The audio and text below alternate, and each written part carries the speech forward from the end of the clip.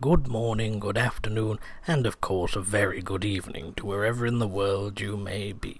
In this video, I would like to continue on with something that was covered briefly in one of my previous videos, and by looking a bit more in depth perhaps bring to light some of the issues and goings-on in the world about the ever-wonderful topic that is animal cruelty. Yes, it takes many forms throughout our history, and today is still widespread in brutal practices and unnecessary bloodshed. That being said, I would like to make a point that this video, given the topic, won't feature too much animal abuse visually by way of photographs and so on, because I do feel that it may very well become restricted to show such images via YouTube, possibly one day in the distant future. And despite the fact I think censorship in much of its forms is really another way of preventing freedom of expression, and thus keeping people's minds from viewing the truth that is to be seen, I didn't really want to spend hour after hour looking at this type of material. I've briefly used some images in the previous video mentioned, but it was a short segment in comparison, so I'm hoping you'll all understand. Otherwise, there are no shortages of animal abuse images out there to open one's mind to what goes on, so feel free to do your own searching. And if you feel an urge to look at such material for jolly, then maybe you should invest in any upcoming courses on how to be a serial killer. Yes, I do believe the criteria of animal torture is covered somewhere after mommy issues and dealing with wetting the bed at 20 years of age. So, now that that's out the way, let's start by looking back about 20,000 years ago, shall we? When farming was becoming a more sustainable form of food for the many tribes of people as they grew bigger and bigger in numbers. This has led to the first animals being domesticated, such as goats and chickens, horses and sheep, which were used for milk, eggs, pulling carts, also their wool and meat, of course. We developed bonds for animals such as dogs and cats, which we rely on as company amongst other things.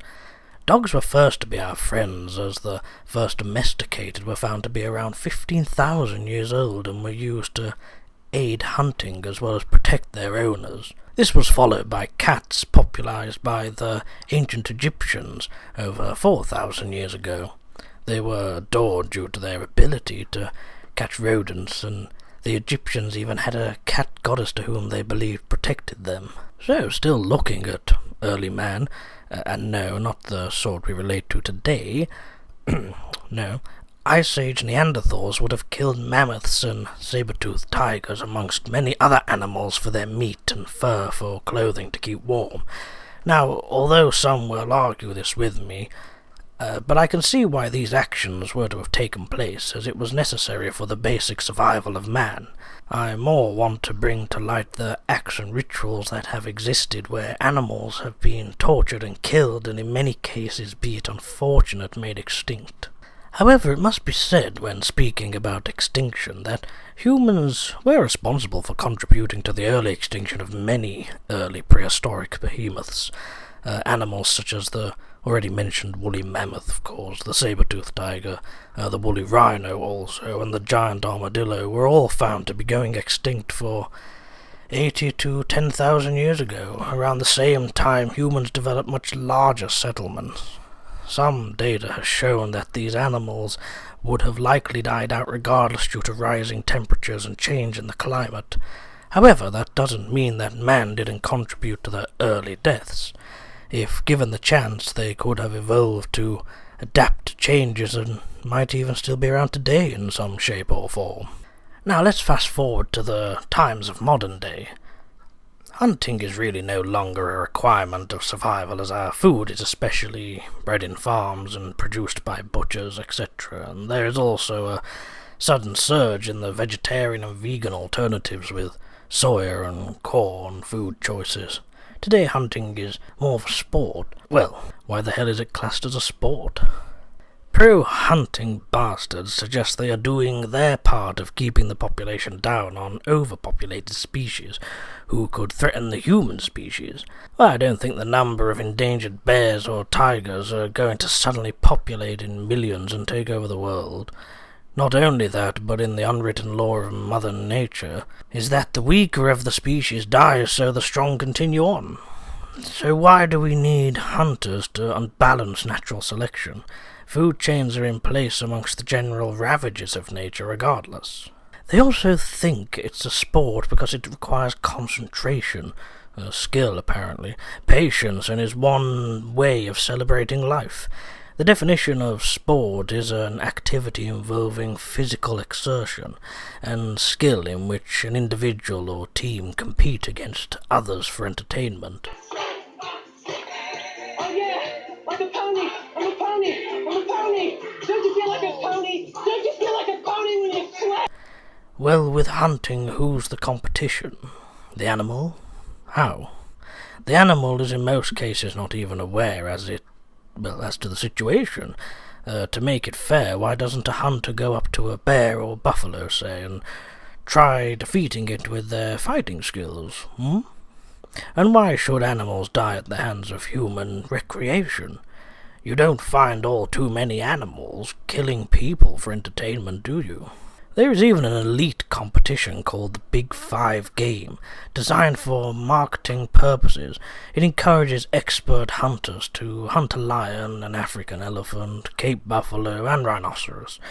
One of these animals are critically endangered, and two are near threatened due to the continuous hunting and poaching.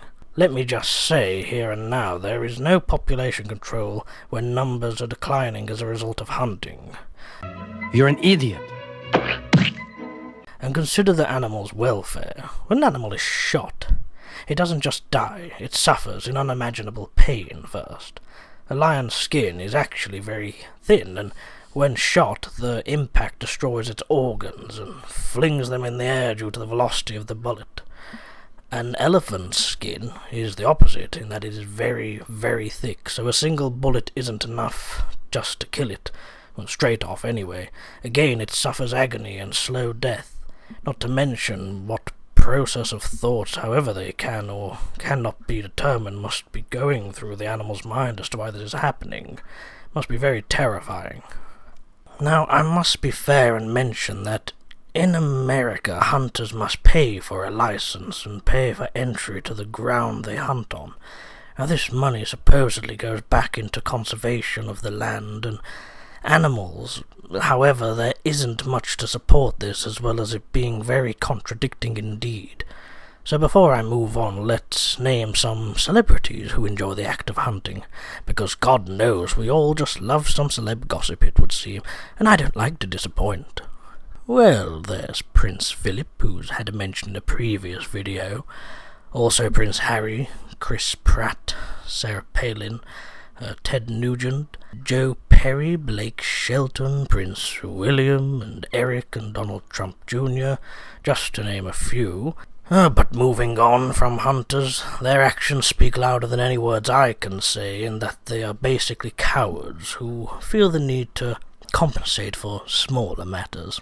Even though there isn't, in my opinion, a vast difference between hunting and torturing animals for entertainment, nevertheless, what about the animals that are tormented for human entertainment, namely that of the ones who endure life in a circus? Now, it is known that a circus animal spends 96% of its life in chains barely 5 feet long, kept in small crates and hot metal cages for easy transport, where they sleep, eat, and defecate all in the same area. They are then anguished with whips, tight collars, electric prods, bull hooks, and muzzles. Typically they fear their abusers, as this is a pretty much well-established fact. They are taught tricks, if you want to call them that, to entertain. And if they don't perform, of course, there are more severe punishments. They are then seen to be pacing around their cages, biting at themselves through intense stress and in bids of self-harm, possibly to kill themselves. This was believed to be the case with a mature female Indian elephant who had spent all of its life in such conditions, as mentioned. It was an extraordinary case. The elephant was seen on CCTV backing herself up and charging not once but twice into a solid concrete wall, until ultimately she broke her neck and died almost instantly. Yes, we often assume that these Earthlings we share the planet with, many to which were here long before ourselves, are beneath us. But in my opinion, and the opinion of many others around the world, actions such as this just go to show that through our assumed ignorance, animals are in fact much more complicated than we give them credit for, and are not devoid of thoughts and feelings at all. It seems to be more of a case that, through our believed superiority, we just don't care to take the time to try and better understand much of the other life forms around us, and instead see what we can come to understand and even learn from.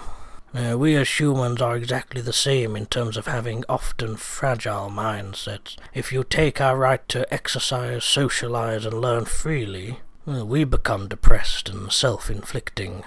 Animals in general, and given the topic circus animals, are no different. In America, the Ringling Brothers and Barnum and Bailey were one of the most famous circuses, advertising themselves as the greatest show on earth. They travelled globally, and their business lasted 147 years, ending in 2017 due to financial difficulties. They were constantly investigated by the American government for suspicious animal deaths and mistreatment, more notably in 1998, where they received a $20,000 fine for a lion dying of heat exhaustion and lack of water when being transported across the desert. And in 2011 they were issued with a $270,000 fine for non-compliance with the Animal Welfare Act. This was amongst constant lawsuits made by the PETA and further investigations of violating the Endangered Animals Act.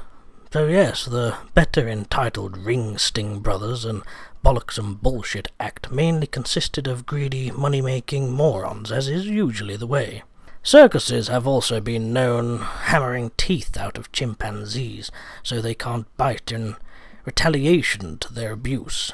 They force tigers to jump through a hoop of fire when fire is one of their biggest natural fears. Elephants develop foot infections and arthritis from standing long hours on hard surfaces, which is the main cause of death amongst captive elephants. If you want to consider the welfare of an animal, or any animals, don't pay into any animal circus. Visit an animal-free one where only other humans perform dangerous tricks and stunts.